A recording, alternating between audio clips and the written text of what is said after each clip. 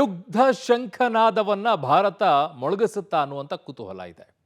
ಆದರೆ ಪಾಕಿಸ್ತಾನ ಮಾತ್ರ ನಾನೇನೂ ಮಾಡಿಲ್ಲ ಅನ್ಕೊಂಡೇ ಗಡಿಯಲ್ಲಿ ಅಪ್ರಚೋದಿತ ದಾಳಿಯನ್ನು ನಡೆಸುವಂಥ ಕೆಲಸವನ್ನು ಮಾಡ್ತಾ ಇದ್ದಾರೆ. ಇದರ ಮಧ್ಯದಲ್ಲಿ ತನ್ನ ಕೀಚಕ ಬುದ್ಧಿಯನ್ನು ಮಾತ್ರ ಪಾಕಿಸ್ತಾನ ಬಿಡ್ತಾ ಇಲ್ಲ.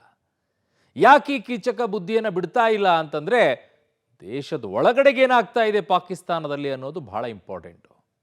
ಹೋಗಿ ಯಾರ ಹತ್ರ ಕೇಳಕ್ಕೆ ಹೋಗಿದ್ದಾರೆ? ಬಾಯಿ ಮುಚ್ಕೊಂಡು ಹೋಗು ಅಂತ ಕಳಿಸಿದೆ ಆ ದೇಶ.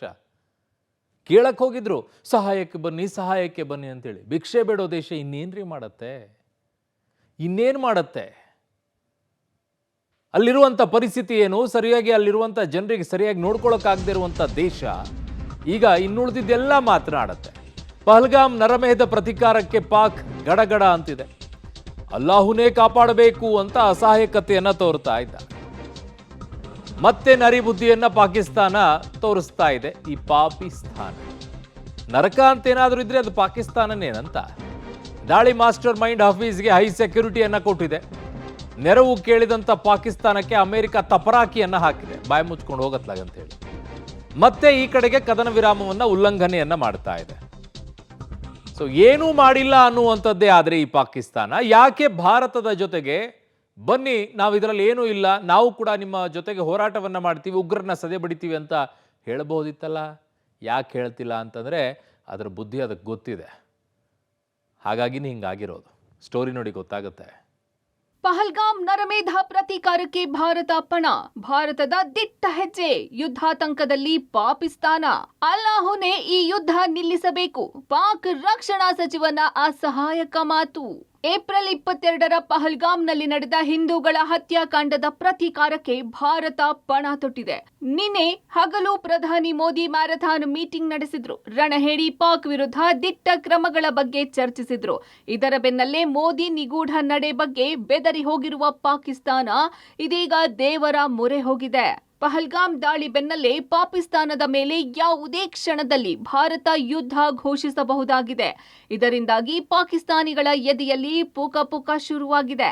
ಹೀಗಾಗಿ ಪಾಕಿಸ್ತಾನದ ರಕ್ಷಣಾ ಸಚಿವ ಖ್ವಾಜಾ ಆಸಿಫ್ ಅಲ್ಲಾಹುನೇ ಈ ಯುದ್ಧ ನಿಲ್ಲಿಸಬೇಕು, ಅಲ್ಲಾಹನ ದಯೆಯಿಂದ ಈ ಯುದ್ಧ ನಿಲ್ಲಬೇಕು ಎಂದು ತಮ್ಮ ಅಸಹಾಯಕತೆಯನ್ನು ಹೊರಹಾಕಿದ್ದಾರೆ. ನೆರೆಯ ರಾಷ್ಟ್ರಗಳ ನಡುವಿನ ಉದ್ವಿಗ್ನತೆಯನ್ನು ಶಮನಗೊಳಿಸೋಕೆ ಇತರ ದೇಶಗಳು ಪ್ರಯತ್ನಗಳನ್ನ ಮಾಡಿದರೂ ಕಾಲ ಕಳೆದಂತೆ ಭಾರತದೊಂದಿಗೆ ಸಂಘರ್ಷದ ಸಾಧ್ಯತೆಗಳು ಹೆಚ್ಚುತ್ತಿವೆ ಎಂದು ಆತಂಕ ವ್ಯಕ್ತಪಡಿಸಿದ್ದಾರೆ. ವಿಶ್ವದ ಅನೇಕ ದೇಶಗಳು ಉಭಯ ದೇಶಗಳ ನಡುವಿನ ಸಂಕಷ್ಟದ ಪರಿಸ್ಥಿತಿಯನ್ನು ತಪ್ಪಿಸಲು ಪ್ರಯತ್ನಿಸುತ್ತಿವೆ. ಒಂದು ವೇಳೆ ಪಾಕಿಸ್ತಾನದ ಮೇಲೆ ದಾಳಿ ನಡೆದರೆ ನಮ್ಮ ಪ್ರತಿಕ್ರಿಯೆಯ ಸ್ವರೂಪವೂ ಬದಲಾಗುತ್ತದೆ. ನಮ್ಮ ಪ್ರತಿಕ್ರಿಯೆಯ ಬಗ್ಗೆ ಯಾವುದೇ ಸಂದೇಹ ಇಲ್ಲ. ಈ ಸಂಘರ್ಷದ ಪರಿಸ್ಥಿತಿಯನ್ನು ತಪ್ಪಿಸಲು ದೇವರು ಸಹಾಯ ಮಾಡಲಿ ಎಂದು ಯುದ್ಧಾತಂಕ ವ್ಯಕ್ತಪಡಿಸಿದೆ ಪಾಕ್. ಮತ್ತೆ ಭಾರತದ ವಿರುದ್ಧ ರಕ್ತ ಕಾರಿದ ಭುಟ್ಟೋ. ಗೊಡ್ಡು ಹೇಳಿಕೆಗೆ ಸಮರ್ಥನೆ, ದೌಲತ್ತು ಪ್ರದರ್ಶನ. ಯುದ್ಧ ಹೇಳಿ ಪಾಕಿಸ್ತಾನದ ವಿರುದ್ಧ ಭಾರತದ ರಾಜತಾಂತ್ರಿಕ ನಡೆಗೆ ಪಾಕಿಸ್ತಾನ ಪತುರುಗುಟ್ಟಿದೆ. ಸಿಂಧೂ ನದಿ ನೀರು ಒಪ್ಪಂದಕ್ಕೆ ತಾತ್ಕಾಲಿಕ ತಡೆ ಬೀಳುತ್ತಿದ್ದಂತೆ ನಾಲಿಗೆ ಹರಿಬಿಟ್ಟಿದ್ದ ಬನಜೀರ್ ಭುಟ್ಟೋ ಮಗ ಬಿಲಾವಲ್ ಭುಟ್ಟೋ ಮತ್ತೆ ತಮ್ಮ ಗೊಡ್ಡು ಹೇಳಿಕೆಯನ್ನು ಸಮರ್ಥಿಸಿಕೊಂಡಿದ್ದಾನೆ. ಸಿಂಧೂ ನದಿ ನಮ್ಮದು ಮತ್ತು ನಮ್ಮದೇ ಆಗಿರುತ್ತದೆ. ಒಂದು ನಮ್ಮ ನೀರು ಹರಿಯಬೇಕು ಅಥವಾ ಅವರ ರಕ್ತ ಹರಿಯುತ್ತದೆ ಎಂದು ದೌಲತ್ತು ಪ್ರದರ್ಶಿಸಿದ್ದಾನೆ. ಪಹಲ್ಗಾಮ್ ದಾಳಿ ಮಾಸ್ಟರ್ ಮೈಂಡ್ಗೆ ಹೈ ಸೆಕ್ಯೂರಿಟಿ. 24/7 ಭದ್ರತೆಯಲ್ಲಿ ಉಗ್ರ ಹಫೀಜ್ ಸಯೀದ್. ಪಹಲ್ಗಾಮ್ ಉಗ್ರ ದಾಳಿ ಸಂಬಂಧ ಭಾರತದ ಆರೋಪ ಅಲ್ಲಗಳೆದಿರುವ ಪಾಕ್ ಮತ್ತೆ ತನ್ನ ನರಿ ಬುದ್ಧಿ ಪ್ರದರ್ಶನಕ್ಕೆ ಇಟ್ಟಿದೆ. ಪಹಲ್ಗಾಮ್ ದಾಳಿಯ ಮಾಸ್ಟರ್ ಮೈಂಡ್ ಲಷ್ಕರ್ ಎ ತೈಬಾ ಮುಖ್ಯಸ್ಥ ಹಫೀಜ್ ಸಯೀದ್ಗೆ ಪಾಕಿಸ್ತಾನ ಭದ್ರತೆಯನ್ನ ಹೆಚ್ಚಿಸಿದೆ. ನಿನ್ನೆಯಷ್ಟೇ ಹಫೀಜ್ ಸುರಕ್ಷಿತವಾಗಿ ಪಾಕ್ನಲ್ಲೇ ಇದ್ದಾನೆ ಎಂಬುದು ಬಯಲಾಗಿತ್ತು. ಸಾಕ್ಷ್ಯ ಸ್ಫೋಟ ಬೆನ್ನಲ್ಲೇ ಲಾಹೋರ್ನಲ್ಲಿರುವ ಉಗ್ರ ಹಫೀಜ್ ಸಯೀದ್ಗೆ 24 ಗಂಟೆಯೂ ಕಣ್ಗಾವಲು ನಿಯೋಜಿಸಲಾಗಿದೆ. ಪಾಕಿಸ್ತಾನ ಸೇನೆ, ಐಎಸ್ಐ ಮತ್ತು ಲಷ್ಕರ್ ಸದಸ್ಯರು ಜಂಟಿಯಾಗಿ ಉಗ್ರನ ಮನೆಗೆ 24/7 ಬೆಂಗಾವಲಾಗಿದ್ದಾರೆ. 4 ಕಿಲೋಮೀಟರ್ ವ್ಯಾಪ್ತಿಯೊಳಗಿನ ರಸ್ತೆಗಳಲ್ಲಿ ಹೈ ರೆಸಲ್ಯೂಷನ್ ಸಿಸಿಟಿವಿಗಳನ್ನು ಅಳವಡಿಸಲಾಗಿದೆ. ಅಲ್ಲದೆ ಕಟ್ಟಡದ ಬಳಿ ಜನಸಂಚಾರ, ಡ್ರೋನ್ ಹಾರಾಟಕ್ಕೆ ನಿಷೇಧ ಹೇರಲಾಗಿದೆ. ಪಾಕಿಸ್ತಾನ, ಐಎಸ್ಐ, ಲಷ್ಕರ್ ಸದಸ್ಯರು ಈ ಉಗ್ರನ ಮನೆಗೆ 24/7 ಬೆಂಗಾವಲಾಗಿದ್ದಾರೆ. ಅಲ್ಲದೆ 4 ಕಿಲೋಮೀಟರ್ ಈ ಮನೆಯ ಸುತ್ತಮುತ್ತ ಹೈ ರೆಸಲ್ಯೂಷನ್ನ ಸಿಸಿಟಿವಿ ಕ್ಯಾಮೆರಾಗಳನ್ನು ಅಳವಡಿಸಲಾಗಿದೆ.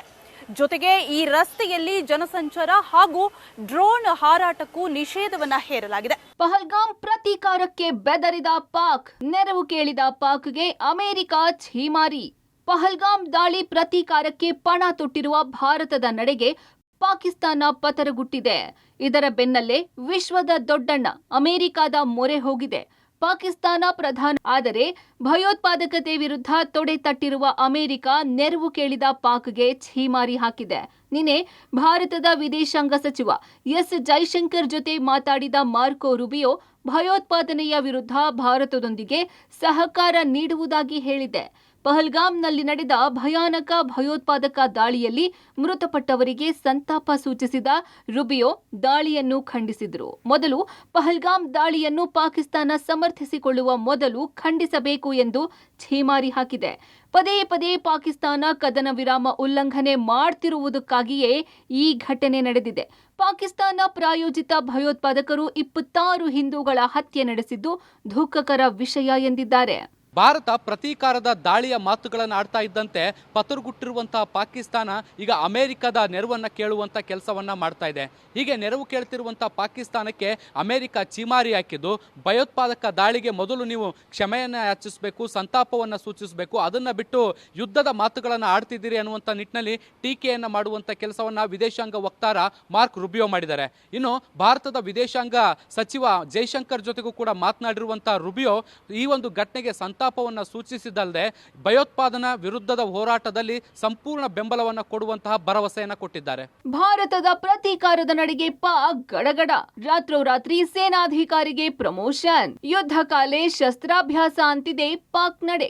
ಪಹಲ್ಗಾಮ್ ದಾಳಿಯ ನಂತರ ಭಾರತ ಹಾಗೂ ಪಾಕ್ ಮಧ್ಯೆ ಉದ್ವಿಗ್ನ ವಾತಾವರಣ ದಿನೇ ದಿನೇ ಹೆಚ್ಚುತ್ತಿದೆ. ಇದರ ಬೆನ್ನಲ್ಲೇ ಭಾರತದ ಪ್ರತೀಕಾರದ ಪಣಕ್ಕೆ ಬೆದರಿರುವ ಪಾಕಿಸ್ತಾನ ಮಿಡ್ನೈಟ್ನಲ್ಲೂ ಯುದ್ಧದ ಭೀತಿ ಎದುರಿಸುತ್ತಿದೆ. ಇದಕ್ಕೆ ಸಾಕ್ಷಿ ಪಾಕಿಸ್ತಾನದ ಇಂಟರ್ ಸರ್ವಿಸಸ್ ಇಂಟೆಲಿಜೆನ್ಸ್ ಐಎಸ್ಐ ಮುಖ್ಯಸ್ಥ lieutenant general Asim Malik run ಪಾಕಿಸ್ತಾನದ ಹೊಸ ಎನ್ಎಸ್ಎ ಅಂದರೆ ರಾಷ್ಟ್ರೀಯ ಭದ್ರತಾ ಸಲಹೆಗಾರನನ್ನಾಗಿ ನೇಮಿಸಿದೆ.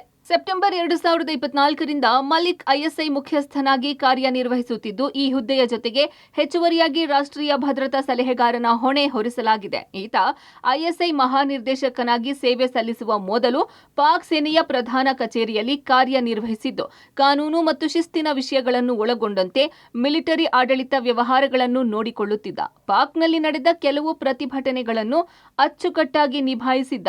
ಈ ಹಿನ್ನೆಲೆ ಇದೀಗ ಯುದ್ಧದ ಕಾರ್ಮೋಡವನ್ನು ಎದುರಿಸಲು ಮಲಿಕ್ ನೇಮಿಸಲಾಗಿದೆ. ವಾರ್ನಿಂಗ್ ಬಳಿಕವೂ ಪಾಕ್ ಖ್ಯಾತೆ. ಪದೇ ಪದೇ ಕದನ ವಿರಾಮ ಉಲ್ಲಂಘನೆ. ಅಂತಾರಾಷ್ಟ್ರೀಯ ಗಡಿಯಲ್ಲಿ ಪಾಕಿಸ್ತಾನ ಮತ್ತೆ ಮತ್ತೆ ಕದನ ವಿರಾಮ ಉಲ್ಲಂಘಿಸುವ ಮೂಲಕ ಭಾರತವನ್ನು ಕೆಣಕುತ್ತಿದೆ. ಎಲ್ಒಸಿಯಲ್ಲಿ ಅಪ್ರಚೋದಿತ ನಡೆ ಸತತ 7ನೇ ರಾತ್ರಿಯೂ ಮುಂದುವರೆದಿದೆ. ಜಮ್ಮು ಮತ್ತು ಕಾಶ್ಮೀರದ ಕುಪ್ವಾರ, ಉರಿ ಮತ್ತು ಅಖ್ನೂರು ವಲಯಗಳ ಕಡೆಗೆ ಪಾಕಿಸ್ತಾನ ಸೇನೆಯು ನಿಯಂತ್ರಣ ರೇಖೆಯುದ್ದಕ್ಕೂ ಅಪ್ರಚೋದಿತ ಗುಂಡಿನ ದಾಳಿ ನಡೆಸಿದೆ. ಈ ಗುಂಡಿನ ದಾಳಿಗೆ ಭಾರತೀಯ ಸೈನಿಕರು ಸಹ ತಕ್ಕ ಪ್ರತ್ಯುತ್ತರ ನೀಡಿದ್ದಾರೆ. ನಿನ್ನೆಯಷ್ಟೇ ಕದನ ವಿರಾಮ ಉಲ್ಲಂಘನೆಗಳ ಕುರಿತು ಮಿಲಿಟರಿ ಕಾರ್ಯಾಚರಣೆಗಳ ಮಹಾನಿರ್ದೇಶಕರು ಚರ್ಚೆ ನಡೆಸಿ ಪಾಕಿಸ್ತಾನಕ್ಕೆ ವಾರ್ನಿಂಗ್ ನೀಡಿದ್ರು. ಆದರೂ ಪಾಪಿ ಪಾಕಿಸ್ತಾನ ತನ್ನ ನರಿ ಬುದ್ಧಿಯನ್ನು ಬಿಡ್ತಿಲ್ಲ. ಗಡಿ ದಾಟಿದ್ದ ಬಿಎಸ್ಎಫ್ ಯೋಧನ ಬಿಡುಗಡೆಗೆ ಹೈ ಡ್ರಾಮಾ. ನಾಳೆ ಬಾ ಆಟ ಆಡ್ತಿರುವ ಪಾಕಿಸ್ತಾನ ಸೇನೆ. ಇನ್ನು ಪಂಜಾಬ್ನ ಫಿರೋಜ್ಪುರ ಬಳಿ ಆಕಸ್ಮಿಕವಾಗಿ ಅಂತಾರಾಷ್ಟ್ರೀಯ ಗಡಿ ದಾಟಿದ್ದ ಭಾರತೀಯ ಯೋಧ ಪಿಕೆ ಸಾಹೂನನ್ನ ಪಾಕ್ ಸೇನೆ ಬಂಧಿಸಿತ್ತು. ಇದಕ್ಕಾಗಿ ಭಾರತ ಪಾಕ್ ನಡುವೆ ಫ್ಲಾಗ್ ಸಭೆ ನಡೆದ್ರೂ ಯೋಧ ಸಾಹೂನನ್ನ ಮಾತ್ರ ಪಾಕ್ ಬಿಡ್ತಿಲ್ಲ. ಹಿರಿಯ ಅಧಿಕಾರಿಗಳ ಆದೇಶ ಬಂದಿಲ್ಲ ಎಂಬ ನೆಪ ಒಡ್ಡಿ ಪಾಕ್ ಸಾಹು ಬಿಡುಗಡೆಗೆ ವಿಳಂಬ ಮಾಡ್ತಿದೆ. ಶಫೀರ್, ಪಬ್ಲಿಕ್ ಟಿವಿ, ನವದೆಹಲಿ.